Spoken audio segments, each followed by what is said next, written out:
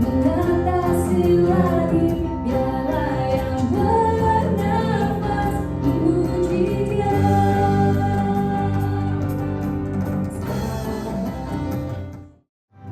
Besarlah Tuhan dan sangat terpuji, agunglah nama-Nya selamanya. Katakan kemuliaan-Nya, kemuliaan-Nya mengatasi langit, biarlah yang bernafas memuji Dia. Segala kuasa tunduk dalam nama-Nya, amin. Allah perkasa, Raja semesta. Tuhan angkat kedua tanganmu.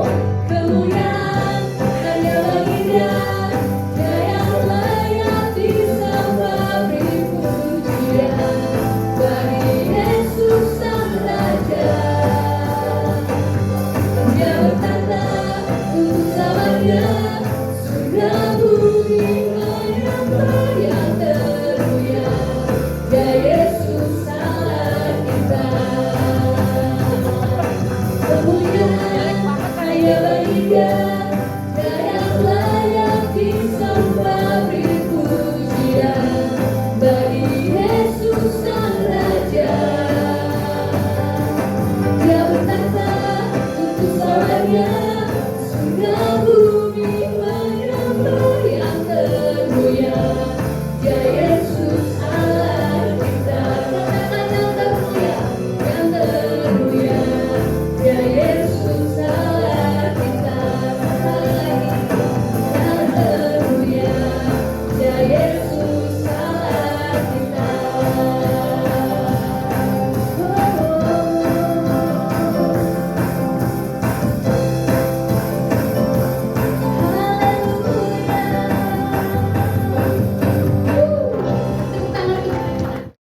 Inilah syukur kami, hanya berkenan di hadapan-Mu dan menyenangkan hati-Mu.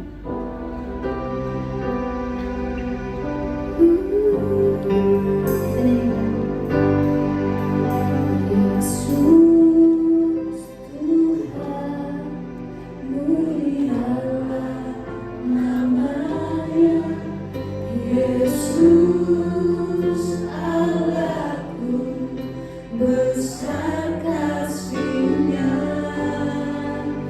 Dahulu, sekarang, dan sampai selamanya. Kasih-Nya tak pernah berubah. Katakan Yesus Tuhan.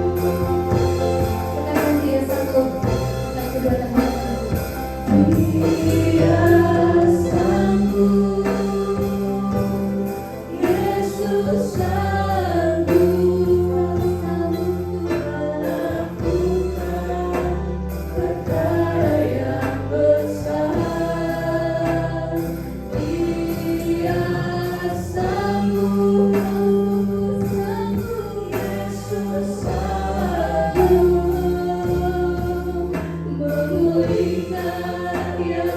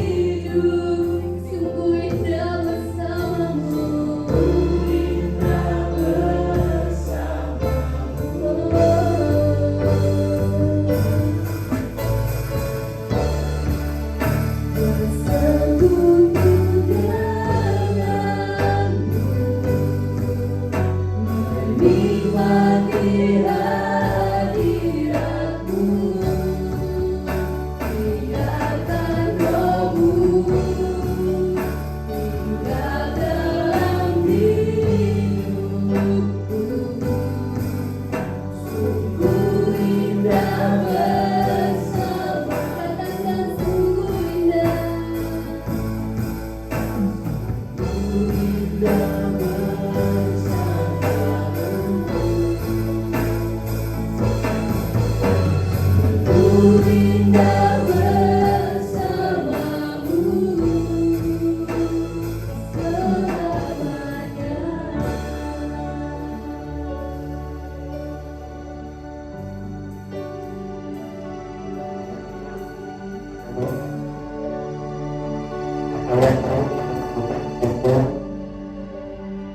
Kita beribadah pada saat siang ini. Kami percaya hanya dengan Engkau saja kami tenang, dan daripadamu lah ada pertolongan. Berfirmanlah kepada kami, biarlah orang-orang letih mendapat semangat yang baru. Yang sakit Engkau sembuhkan, dan bukakan jalan bagi kami yang sedang menanti, supaya kami mendapatkan jalan keluar. Urapi hamba-Mu dalam menyampaikan firman ini, demi nama Tuhan Yesus kami berdoa. Amin. Silakan duduk Bapak Ibu Saudara. Shalom.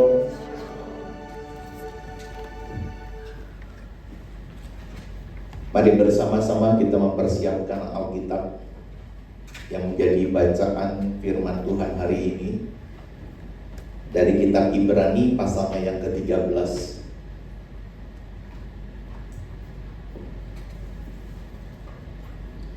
Ibrani pasal yang ke-13 ayat 1 sampai dengan ayat yang ke-5. Nasihat dan doa selamat. Saya akan baca ayat 1, Bapak Ibu ayat 2 kita berselang-seling. Nanti pada ayat yang ke-5 kita membaca sama-sama. Ibrani pasal yang ke-13 ayat 1, peliharalah kasih persaudaraan. Silakan.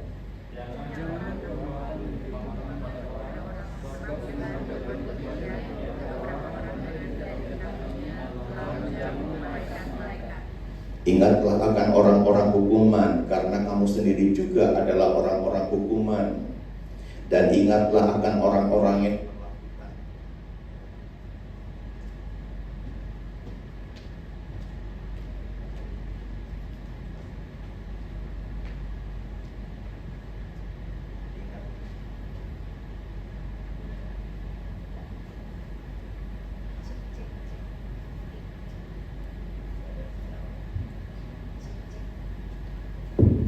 Halo? baik. Saya ulangi dalam ayat yang ketiga, ingatlah akan orang-orang hukuman, karena kamu sendiri juga adalah orang-orang hukuman. Dan ingatlah akan orang-orang yang diperlakukan sewenang-wenang, karena kamu sendiri juga masih hidup di dunia ini.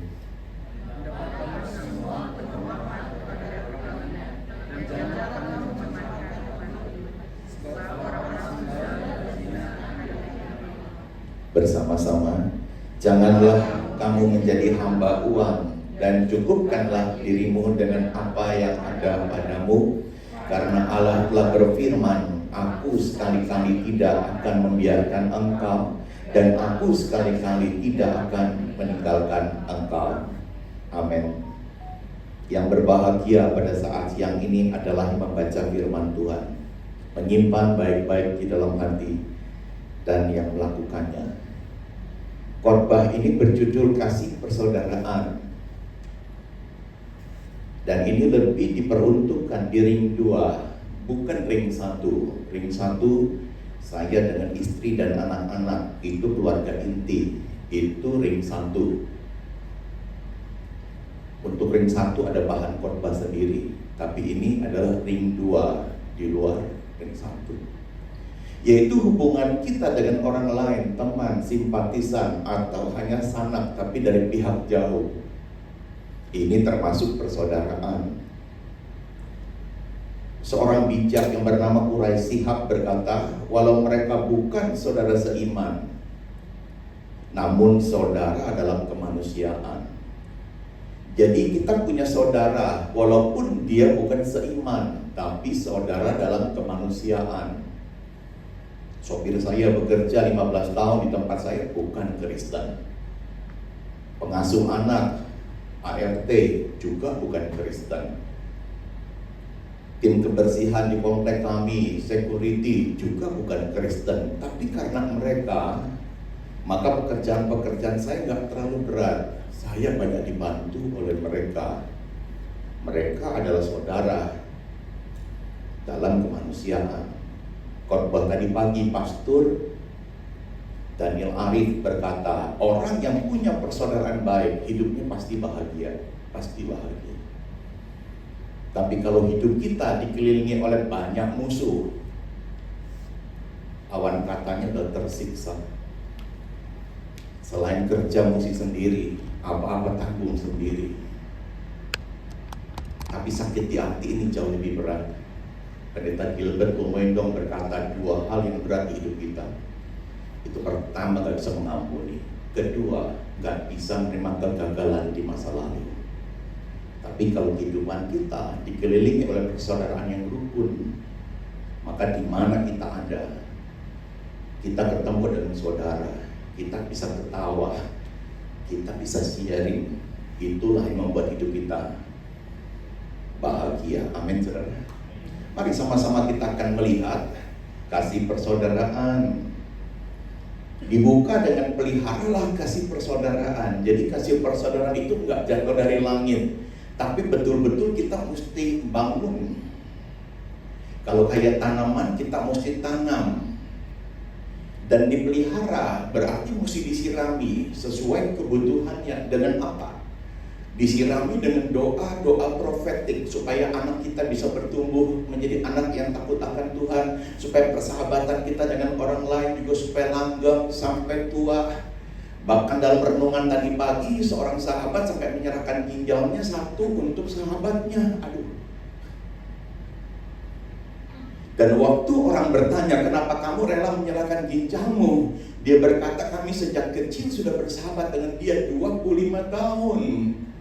Dan kami sudah menjalani suka dan duka begitu banyak. Dan di masa-masa kesulitan dia, di masa sekarang, saya rela memberikan ginjal saya. Supaya apa? Supaya saya dengan bagian ginjal ini di hidup dia, saya sekarang ada di dalam dia. Wah, luar biasa. Jadi persahabatan saya dengan Pak Damai bukan hanya duduk berdampingan, tetapi dengan saya berikan ginjal, seolah-olah saya sekarang ada di dalam bagian hidupmu. Dan itu bukan saudara sekandung, cuma sahabat sejak kecil di sekolah, terus lanjut 25 tahun. Sampai kayak gitu. Jadi persahabatan perlu disirami dengan doa-doa profetik supaya dia cepat pulih, supaya diberkati. Itu doa profetik. Dan seperti tanaman mesti dipupuk dengan pujian, kamu luar biasa, kamu hebat, saya sangat diberkati. Kalau setiap kamu menyampaikan sesuatu, saya sangat diberkati. Setiap orang kalau dipuji pasti senang. Kalau kita nggak suka dikritik, jangan suka kritik orang lain. Dan mesti dibersihkan. Kalau ada tanaman pengganggu, kalau ada serangga-serangga yang potensi bisa merongrong pertumbuhan tanaman kita, kita mesti bersihkan. Konon persahabatan sejati, yang pertama adalah sahabatnya rela berkorban. Tapi yang kedua, sahabatnya berani menegur kalau ada yang salah. Jadi persahabatan itu mesti ada dua hal ini, sebuah keseimbangan. Tapi kalau saya mau menegur seseorang, jangan di depan orang lain, dia akan malu. Tapi cari kesempatan yang bisa betul-betul face to face, empat mata katanya begitu. Dan harus lihat moodnya dia siap nggak untuk diajak bicara. Dan mohon permisi dulu. Dan kalau yang bersangkutan bersedia, saya akan sampaikan. Dan waktu saya beritahu kekurangan kesalahannya, saya juga mesti kasih tahu yang benarnya kayak apa. Dan kalau saya sudah kasih tahu yang benarnya kayak apa, saya juga mesti kasih tahu. Ini cara untuk memperbaikinya. Dan saya mesti mengulurkan tangan untuk berkata, saya siap untuk bantu kamu. Ini sahabat. Siapapun ditegur nggak enak, tapi rupanya ditegur dengan kasih. Kesalahan tapi juga dikasih tahu benarnya kayak apa, bagaimana cara memperbaikinya, bahkan kesertaan kita untuk bersama-sama dengan dia memperbaiki kekurangan ini. Mari sama-sama kita akan lihat ada 4 tindakan yang harus dilakukan di dalam membangun kasih persaudaraan. Yang pertama, bersumber dari ayat 2, hidupnya harus suka beri bantuan. Jadi persahabatan kita, mari membuka tangan untuk saling memberi bantuan. Ada kata jangan kamu lupa, berarti bantuan, pemberian yang kita berikan jangan hanya sekali. Dan jangan juga hanya sekali-sekali. Kalau sekali, hanya untuk dilihat orang. Tapi kalau 2 kali, orang bisa ingat. Kalau 3 kali, beberapa orang ikut menikmati. Lebih dari 3 kali, saudara dinanti. Kapan saudara bisa hadir lagi? Jadi kebaikan seperti itu. Jadi jangan hanya sekali, jangan hanya 2 kali, 3 kali pun mari ulangi lagi. Biar lebih dari itu. Sampai pada akhirnya orang berkata, aduh kok di persekutuan ini seperti ada yang kurang. Oh ternyata Pak Damek belum hadir. Jadi kenapa engkau nggak hadir, belum hadir seperti ada yang kurang? Karena hidupmu syarat dengan kebaikan. Jadi rasanya pasal ini dibutuhkan, kok ini nggak lengkap, kalau nggak ada dia nggak lengkap, kira-kira kayak gitu. Nah betapa bahagianya ketika Pak Damek muncul di situ dan semua orang berkata, itu dia, hai. Seneng. Dibandingkan orang jalan diam aja, kata Pak Taksi Barani, kita seperti kedebong pisang yang dianyutin air, dia nggak ada yang nyapa kita. Jujur ya, saya mah cuek aja Pak, enggak, jujur. Dibandingkan ketika orang menyapa, itu beda. Kita betul-betul ngerasa dimiliki di persekutuan ini. Jadi jangan cuma sekali-kali atau sekali-sekali memberi bantuan atau menolong. Ayo, kalau bisa jadikan ini sebagai gaya hidup. Setuju bilang amin. Pendeta Arasiahaan berkata, dari kebiasaan yang kita bangun jadi karakter. Dan karakter kita itu adalah masa depan kita. Jadi kalau kita suka membagi, suka memberi, nggak bisa enggak, itu harus ditopang oleh karakter yang dihidupi oleh kebiasaan.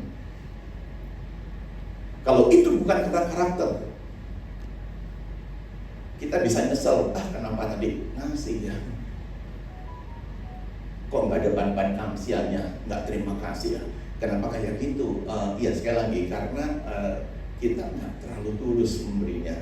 Tapi kalau ini karakter, justru kalau nggak ngasih tuh nggak enak. Ada sesuatu yang sepertinya nggak beres. Ini ada Tuhan, aku mesti ngasih, aku mesti tolong, baru rasanya lega. Seperti itu.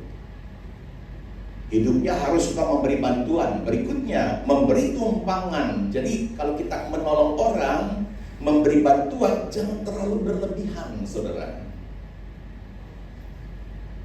Saya sayang sama sopir saya, Asoy. Jadi kalau istri saya masak, Asoy kasih makan dari masakan kita, nasi uduk. Kalau saya ayamnya 1, dia 2. Tempenya, tahunya, lalapannya, aksesoris yang lainnya, sampai karena banyak aksesorisnya numpuk banyak. Seneng gitu. Soalnya jangan makan di depan. Saya masak ini, oh makasih Pak. Dia makan. Nggak ngeliatin tapi terlihat. Seneng. Tapi waktu saya keluar, sehabis dia makan, dia ngerokok. Saya lihat ayamnya dibuang, tempenya 1 dibuang. Sampai saya berkata, soalnya kenapa dibuang? Kebanyakan Pak. Jujur ya, kalau saya tahu porsinya dia cuma 1, kenapa dikasih berlebihan? Jadi kalau kita memberi berlebihan bisa mubazir. Dan kalau kita memberinya berlebihan, orang itu bisa bergantung kepada kita. Ya, misalnya menuju ke tempat ini di Jalan Sabang dari saya Duren Sawit. Teman saya bertanya, mau kemana Pak Hendi? Saya mau ke Jalan Sabang. Jalan Sabang, berarti lewat Medan Merdeka ya? Saya ikut ya. Gak masalah. Tambah penumpang 1 atau 2 gak masalah, bensinnya tetap sama. Amin saudara. Tapi statusnya numpang. Ketika sudah dekat saya mesti bilang, ini Medan Merdeka, mau di sebelah mana ya? Ya Pak. Di sini aja. Makasih Pak Hendi. Iya sama-sama. Nah kalau udah seperti ini jangan ditawarin, ntar pulang mau nempel lagi enggak? Oh ya mau. Oh besok dia nungguin di tempat semakin sama. Kenapa saudara? Dia mau nebeng lagi saudara. Jadi jangan berlebihan. Kalau berlebihan orang bisa bergantung kepada kita. Dan jangan berlebihan sampai cinta setengah mati. Hati-hati. Kalau terjadi masalah, beberapa kasus pembunuhan, korbannya itu adalah orang yang dicintai setengah mati. Dan cara membunuhnya dan mutilasi, saudara. Jadi para penyidik, polisi dan sebagainya ketika mencari siapa pembunuhnya, maka tali yang dipakai adalah siapa yang mencintai dia, siapa yang paling sayang sama dia. Kenapa? Karena itu seperti demikian. Kalau bencinya juga setengah mati. Jadi mari kita mengasihi dengan porsi yang cukup, beri sesuai kebutuhan. Kami membangun gereja rintisan di Mentawai. Dan saya mesti tanya kepada teman saya, mau bantu Pak? Iya Pak, ini saya mau bantu. Satu slot atau cuma sebagian? Kalau sebagian, kumpulkan dulu dananya, baru kita belanjakan. Tapi kalau satu slot, Bapak tinggal bayar invoice-nya. Jadi toko akan keluarkan 105 karton keramik. Harganya 90.000 per karton. Jumlahnya sekian, tenaga kerja sekian, Pak ini invoice-nya. Jadi nggak masuk ke saya, tapi langsung ke toko. Supaya apa? Sekali lagi, uang itu licik. Kalau kita tidak betul-betul takut akan Tuhan, bisa salah penggunaannya. Tapi kita mau belajar dalam hal ini, belajar untuk bukan hanya takut akan Tuhan, tetapi juga kita bijaksana. Amin, saudara. Kita bijaksana.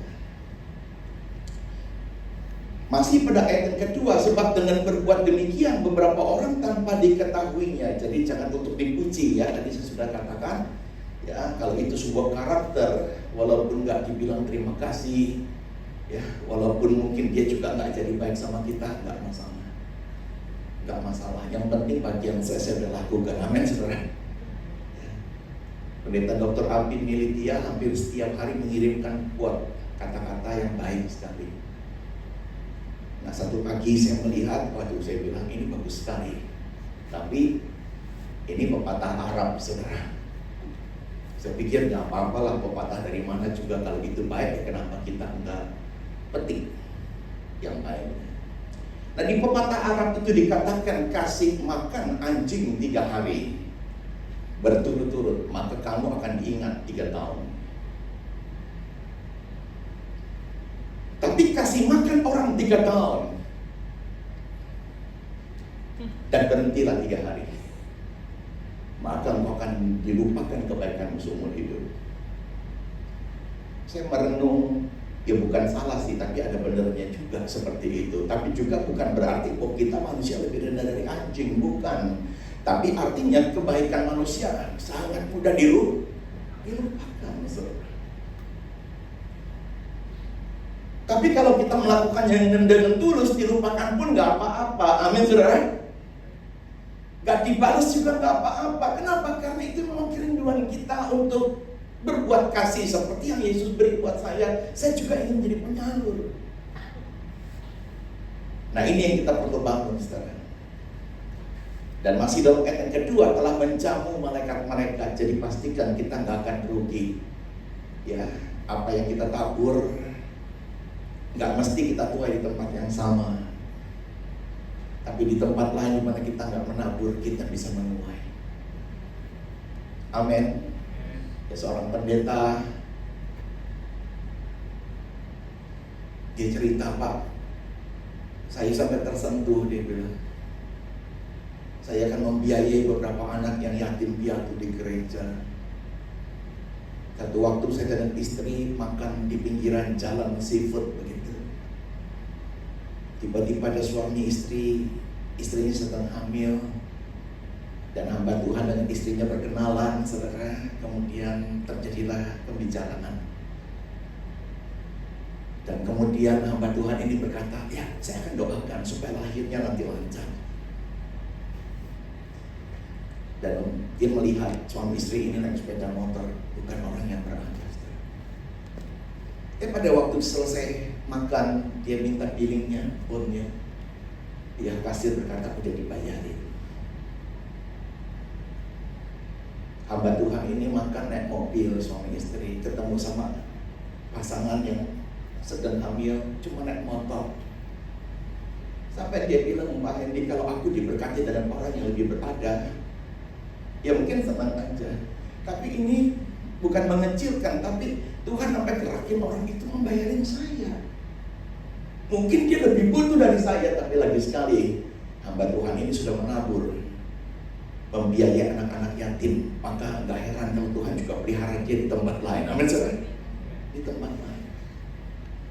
Jadi melalui sumber-sumber yang kita gak pernah prediksi sebelumnya, kira-kira begitu. Mari sekarang yang kedua, kasih persaudaraan. Dalam ayat yang ketiga, ingatlah akan orang-orang hukuman, karena kamu sendiri juga orang hukuman. Jadi hal yang kedua, hidupnya harus dalam pengampunan.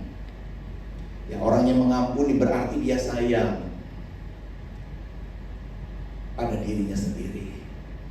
Jadi kalau saya mengampuni punya kepentingan, karena saya sayang dengan badan saya sayang dengan emosi saya, jiwa saya. Jadi saya mesti mengampuni karena ada urusan ke kesehatan saya. Itu penting, saudara. Orang yang gak bisa mengampuni, sakit hati, dendam, itu seperti asam kuat di dalam sebuah kaleng.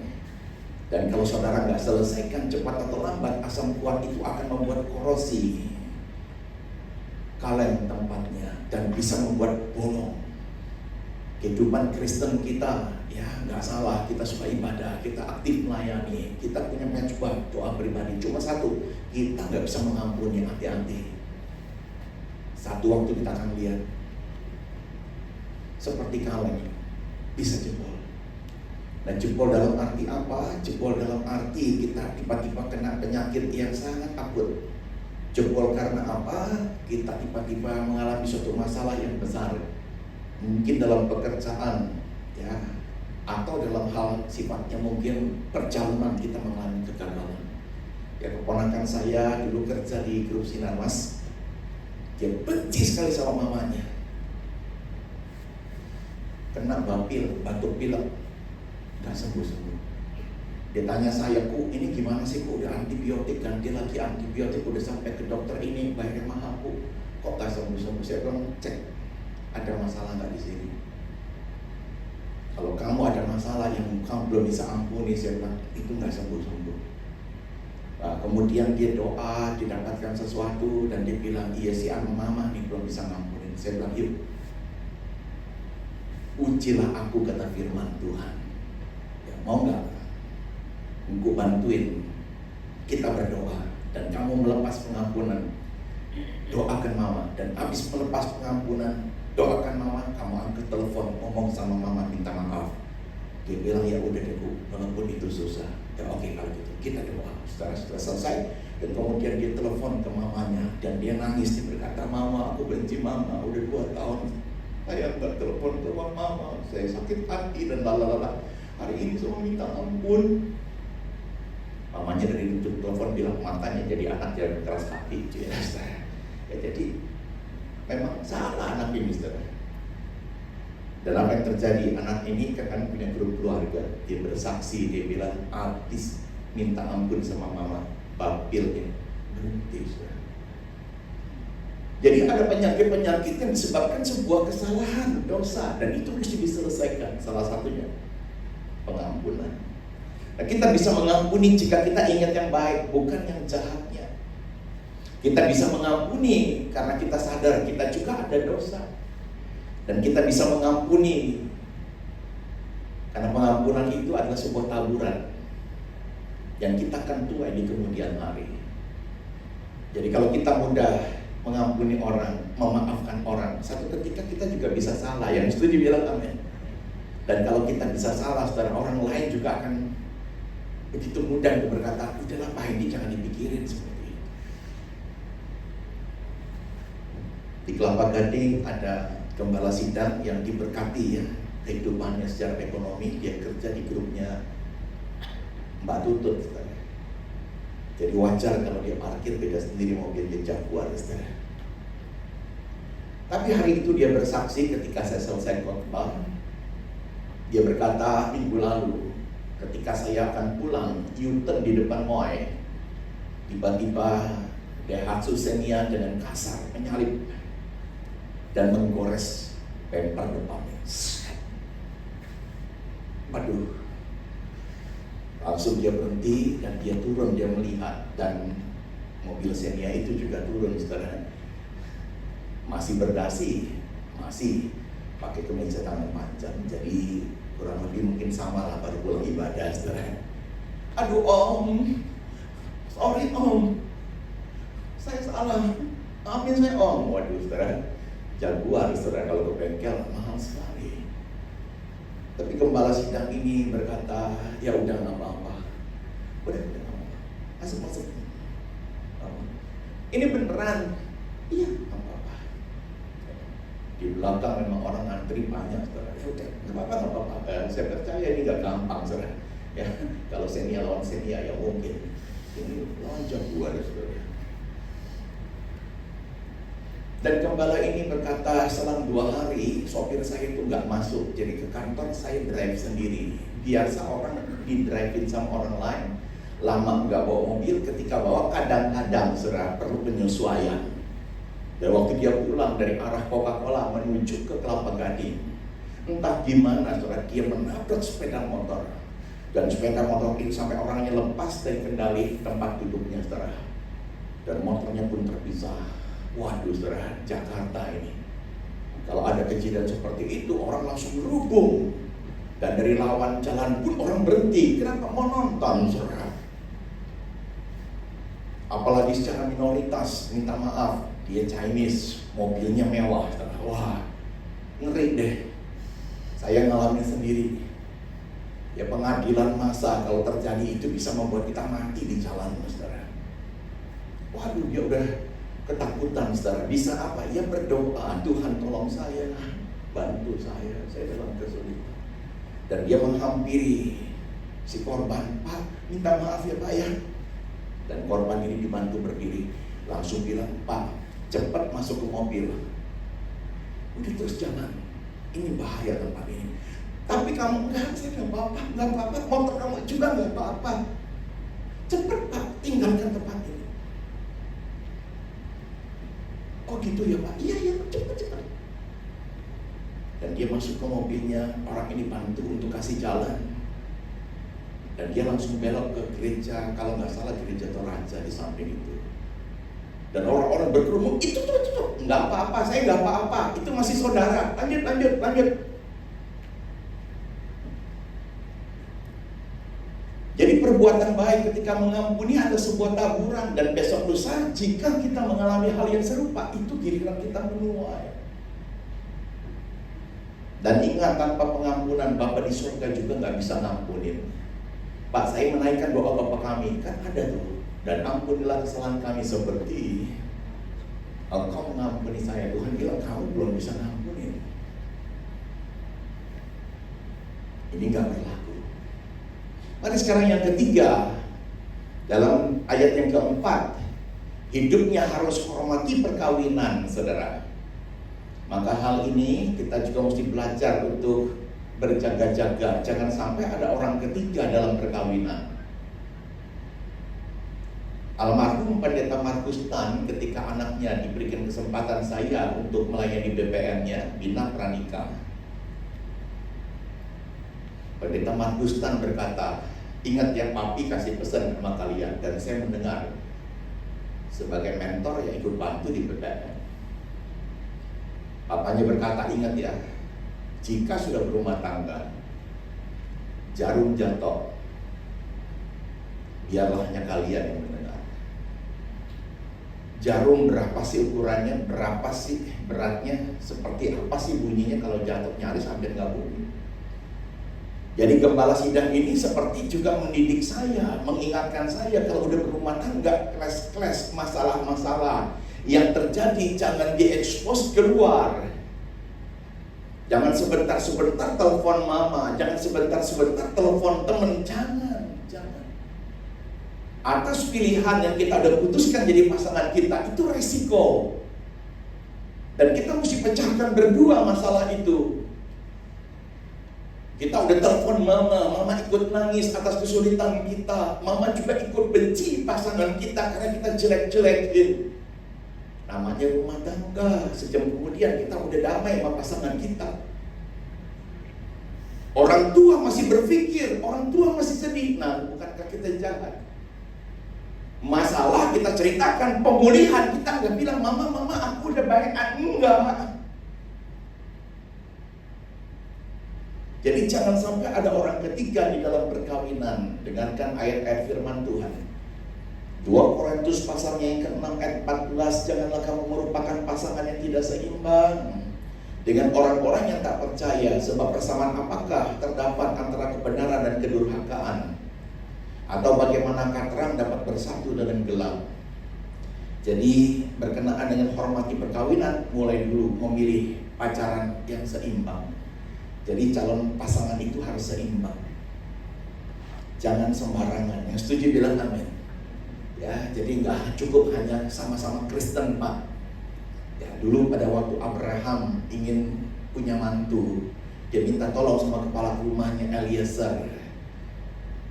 Ini syaratnya. Yang pertama cari dari lingkaran keluarga. Yang kedua dari satu suku. Wah, ini luar biasa. Jadi di luar itu jangan, dari lingkaran keluarga dan satu suku. Nah, ini juga sama, supaya kamu mencari pasangan yang seiman. Yang kedua seimbang. Seiman, sama-sama percaya Yesus. Puji Tuhan dapatnya sama-sama percaya Yesus. Tapi apakah seimbang? Nah, seimbang ini kita perlu lihat dari berbagai sisi. Jadi kalau kita aktif pelayanan, apakah juga pasangan kita aktif? Wah, saya Pentakosta, wah pasangan saya Protestan waktu itu. Kami sepakat menikah, tapi kami bertahan masing-masing. Saya tetap aktif melayani, dia nggak ngerti. Wah, ribut. Duduk sini, saya disuruh duduk di pinggir ranjang. Dia ambil agenda pelayanan saya. Nih lihat nih, tiap hari kamu pergi. Habis pulang kantor pergi nggak ngurusin anak. Udah nggak sayang sama saya. Karena saya nggak jemput dia pulang, saya langsung pelayanan. Dan kalimatnya menyakitkan saya. Orang lain kamu selamatkan, tapi keluarga sendiri kamu biarkan masuk neraka. Apa ini yang namanya pelayanan? Waduh, kaget saya. Saya tidak bisa berdiri dalam satu keputusan dalam dua pilihan. Pilihan yang pertama adalah saya keras, sama-sama keras. Kamu tahu apa? Mau apa? Tapi yang kedua, saya akan pilih untuk memahami apa yang menjadi keinginannya dia. Jadi saya akan berkata, iya maka kalau gitu saya minta maaf. Tolong kasih tahu mestinya gimana. Kalau mama nggak setuju, saya bilang cukup dicoret. Saya akan minta maaf dan menganulir jadwal-jadwal yang ada supaya nanti ditukarnya jauh ke tahun depan. Silakan coret. Dan istri saya ketika melihat seperti itu, dia lihat kesungguhan saya untuk berubah. Dan dia berkata, nggak usah ubah. Tapi yang akan datang nggak boleh kayak gini lagi. Saya bilang saya setuju. Jadi berikutnya kalau saya mau terima pelayanan, maka saya akan tanya dia, Mak ini boleh nggak? Dan dia dihormati, dia dilibatkan, hatinya mulai cair, dia mulai menikmati yang namanya dunia pelayanan. Dan dia mulai ikut bersama-sama dan menjadi satu hal yang berbeda. Butuh waktu untuk penyesuaian. Kenapa? Karena diawali dengan ketidakseimbangan. Bukan harga mati nggak akan bahagia, bukan, tapi banyak energi yang mesti dikorbankan untuk sebuah penyesuaian. Tapi alangkah indahnya kalau dari awal gimana kita memilih pasangan sudah sesuai, udah seimbang. Ya, saya punya waktu sedikit untuk mengakhiri. Kemudian penuh hormat terhadap perkawinan. Jadi jangan anggap remeh perkawinan, ya. Mari kita belajar untuk saling memuji, mesra dan romantis, bangun komunikasi yang baik, dan sisihkan waktu untuk bisa berdoa bersama. Ayat 4, janganlah kamu mencemari tempat tidur. Jadi jangan hianati pasangan nikah kita. Jangan pernah ada pornografi di dalam kamar atau rumah kita. Jangan sampai ada perselingkuhan. Jangan sampai ada perzinahan dan jangan sampai ada perceraian. Dalam konseling pernikahan kami sering katakan bahwa perceraian bukan menyakiti salah satu pasangan, tapi perceraian akan menghancurkan masa depan anak-anak kita. Ya. Karena egois orang tua, anak-anak akan cedera hatinya. Sebab orang-orang Sunda dan pezina akan dihakimi Allah. Jadi jangan lupa ada hari penghakiman. Betapa indahnya kalau kita menjadi pasangan yang setia dan dikuduskan sampai akhir menutup mata. Tuhan akan berkati keluarga kita. Amin saudara. Bahkan kita lihat anak-anak cucu kita juga diberkati karena keteladanan orang tua. Yang terakhir dalam ayat 5, ini yang keempat, hidupnya harus bangun kesederhanaan. Ya, saya pinjam perkataan Pendeta Timotius Arifin, orang yang sederhana dia pasti rendah hati. Dan yang rendah hati pasti hidupnya sederhana. Jadi maka dari itu dalam ayat 5, jangan menjadi hamba uang, ya. Jadi jangan jadikan uang sebagai majikan. Ya, uang adalah hamba yang baik, tapi uang adalah majikan yang kejam. Firman Tuhan berkata dalam 1 Timotius pasal yang ke-6 ayat 10, karena akar segala kejahatan ia cinta uang, dan oleh memburu uang beberapa orang telah menyimpang dari iman. Jadi mari kita belajar untuk mencukupkan kehidupan kita. Kalau gaji segini ya puji Tuhan. Saya percaya kalau diberkati Tuhan sedikit nggak akan habis. Tapi kalau nggak diberkati banyak pun nggak akan cukup. Yang setuju bilang amin. Ya, jadi kuncinya di mana? Bersyukur. Bersyukur. Ya, jadi jangan menghalalkan segala cara demi dapat uang banyak. Ayat 5, dengan apa yang ada padamu. Jadi mari kita hidup jangan dalam persungutan, ya. Kita mau belajar selalu ingat kebaikan Tuhan. Jangan banding-bandingkan sama orang lain. Dia gajinya segini. Ya, saya kadang-kadang cemburu juga kalau anak saya cerita, "Pak, saya dapat bonus Pak kemarin." Waduh, sedih juga saya. Kenapa? Dulu saya nggak dapat bonus kalau kerja. Coba tebak ada berapa? Waduh, saya bilang ya mungkin 5 kali, saya bilang maksimal kalau bonus 5 kali saudara. Anak saya yang tersenyum. Saya bilang, "Jo, dapat berapa?" 10 kali Pak, 10 kali. Dapat bonus 10 kali. Tapi lebih sekali saya mau mensyukuri juga untuk kebahagiaan orang lain. Setuju bilang amin saudara. Nah, penutup. Ya, dalam ayat 5, karena Allah telah berfirman, jadi jangan lupakan janji Tuhan. Ya, semua yang Tuhan janjikan itu pasti iya dan amin. Dan kita hanya percaya seperti lagu tadi, Dia sanggup. Yuk kita sama-sama bangkit berdiri saudara, kita nyanyikan lagu ini. Yesus sanggup. Yesus, terima kasih Tuhan. Yesus Tuhan, mulialah namanya. Yesus Allahku, besar kasih-Nya. Dahulu, sekarang, dan sampai selamanya. Kasih-Nya tak pernah berubah. Yesus Tuhan, mulialah namanya. Yesus Allahku, besar kuasa-Nya. Dahulu, sekarang, dan sampai selamanya. Kuasa-Nya tak pernah berubah. Dia sanggup, Yesus sanggup melakukan perkara yang besar. Dia sanggup, Yesus sanggup memulihkan yang terluka, menyembuhkan yang menderita. Dia sanggup memulihkan hidup. Mari sama-sama kita berdoa dalam doa. Bapa, kami mohon biarlah Roh Kudus-Mu menolong setiap kami. Supaya kami bukan hanya menjadi pendengar, tetapi kami dimampukan untuk melakukan firman-Mu. Supaya kami bisa membangun kasih persaudaraan dengan semua orang. Karena kami percaya kami perlu mereka, dan Tuhan akan memakai mereka untuk melengkapi apa yang kami tidak punya. Buat kami melakukan lebih dulu dan tidak menunggu. Curahkan kasih-Mu kepada kami, jadi pengikat yang bisa mempersatukan dan menyempurnakan. Kami percaya orang-orang yang punya persaudaraan akan bahagia, dan dia akan disembuhkan, dan dia akan mengalami mukjizat. Demi nama Tuhan Yesus kami berdoa. Amin. Silakan duduk saudara sekalian. Serahkan.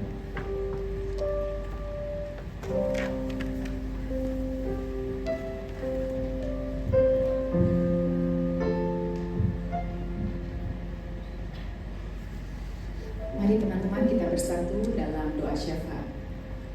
Tuhan Yesus Kristus, terima kasih untuk siang hari ini kami boleh ada di tempat ini bersama-sama dengan rekan seiman kami. Tuhan Yesus, kiranya Tuhan pimpin persekutuan doa kami, semakin banyak pendatang Tuhan Yesus. Kami juga berdoa agar setiap kursi yang kosong bisa Tuhan Yesus isi, dan kami percaya jiwa-jiwa semakin banyak, dan Tuhan Yesus akan menjadikan persekutuan doa ini berkat bagi sesama kami Tuhan. Terima kasih Tuhan Yesus yang ini untuk Bapak Hendy yang sudah memberikan pelayanan firman-Nya Tuhan. Terima kasih Tuhan untuk firman-firman yang sudah ditaburkan. Kami percaya tidak ada yang sia-sia, semuanya akan bertumbuh dan berbuah berkali-kali lipat. Tuhan Yesus berkati Pak Hendy dan keluarga dalam lindungan Tuhan yang sempurna, dan semakin banyak orang mengenal Engkau sebagai Tuhan dan Juru Selamat melalui pelayanan Pak Hendy dan keluarga. Tuhan Yesus, yang hari ini kami juga berdoa untuk perusahaan tempat kami bekerja, Smart Friend. Kami percaya Tuhan Yesus, Smart Friend akan menjadi perusahaan operator terbaik Tuhan. Dan kami percaya Smart Friend akan semakin disukai pelanggan, network kami baik, dan para pelanggan menyukai kami. Dan kami berdoa para pemimpin kami adalah pemimpin yang memiliki hati Tuhan, hati yang lemah lembut dan hikmat kebijaksanaan dari Tuhan. Tuhan Yesus berkati para pemimpin kami, kesehatan mereka dalam sukacita mereka, Tuhan Yesus yang sertai. Tuhan Yesus, kami juga mau berdoa untuk negara kami Indonesia. Kami bersyukur Tuhan untuk pemilu damai yang sudah terjadi Tuhan. Dan kami percaya pemimpin-pemimpin yang Tuhan Yesus sudah tunjukkan untuk memimpin Indonesia adalah mereka yang punya hati, hikmat, dan sukacita dari Tuhan. Tuhan Yesus berkati mereka, setiap keputusannya adalah keputusan yang Tuhan sudah rencanakan untuk setiap kami. Tuhan Yesus, terakhir kami mau berdoa untuk setiap kami yang ada di sini. Kami bersyukur Tuhan Yesus untuk setiap perkumpulan kami Tuhan. Tuhan Yesus, kami percaya Tuhan punya rencana indah untuk kami. Apapun itu Tuhan, kami percaya Tuhan Yesus membuat kami ikhlas menerimanya. Tuhan berjalan bersama kami, memegang tangan kami, dan kami akan keluar dari pergumulan kami sebagai pemenang, bahkan lebih dari pemenang. Terima kasih Tuhan Yesus untuk siang hari ini. Dalam nama Tuhan Yesus Kristus kami berdoa dan ucap syukur. Amin.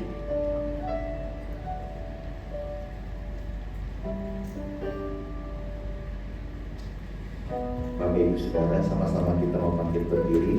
Kita akan menutup ibadah ini.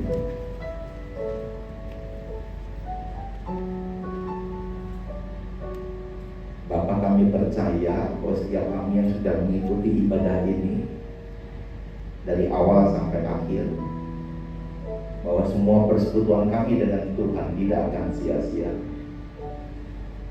Dan sebentar kami akan tinggalkan tempat ini untuk melanjutkan panggilan kami menjadi garam dan terang. Dan kami yakin setiap kami roti dan airnya akan diberkati Tuhan. Sakit penyakit dijauhkan daripada kami. Dan apa saja yang kami kerjakan Tuhan sanggup buat jadi berhasil. Dengan rendah hati kami akan angkat kedua tangan kami menerima berkat Tuhan. Kiranya Tuhanlah yang memberkati engkau dan melindungi engkau. Tuhan menyinari engkau dengan wajahnya dan memberi engkau kasih karunia. Tuhan menghadapkan wajahnya kepadamu dan memberi engkau damai sejahtera. Maka sekarang turunlah atasmu kasih Bapa dalam putranya Tuhan Yesus Kristus, dan dalam persekutuan dengan Roh Kudus memenuhi hidupmu, menuntun keluar masukmu sekarang dan sampai selama-lamanya. Umat yang telah menerima berkat Tuhan sekali lagi berkata, Amin.